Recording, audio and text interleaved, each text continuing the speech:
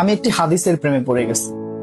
হাদিসটা হচ্ছে ঠিক এমন যে যখন বান্দা একটি ঘরে কান্না শুরু করে এবং তখন আল্লাহর ফেরেশতারা বলে যে আল্লাহ তোমার এই বান্দাটা কি জন্য কষ্ট পাচ্ছে, এবং ফেরেশতারা আল্লাহর কাছে কান্নাকাটি করে বলে যে তার মনের ব্যথাকে তুমি আল্লাহ কমিয়ে দাও। তখন আল্লাহ তাআলা বলেন যে আমার বান্দা এমন কোনো কিছুর মায়া পড়েছিল বা ভালোবেসেছিল যা আমার চাইতে সে বেশি ওই জিনিসটার প্রতি ভালোবেসে ফেলেছিল। আমি আমার বান্দার কষ্ট আমি বুঝি এবং আহ, আমি দুঃখী মানুষের মানে ভগ্ন হৃদয়ের মানুষের খুব কাছাকাছি অবস্থান করি। কত দূর? এক হাত দূরে আল্লাহ তাআলা অবস্থান করেন। হ্যাঁ?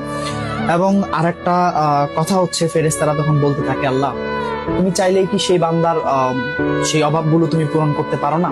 তখন আল্লাহ তাআলা বলেন যে আমি ওয়াদা করতেছি আমার বান্দা যে জিনিসটা তার জীবন থেকে হারিয়েছে তার চাইতে অধিক উত্তম জিনিস আমি তাকে দিব, যা দেখে পৃথিবীর মানুষ বিস্মিত হবে।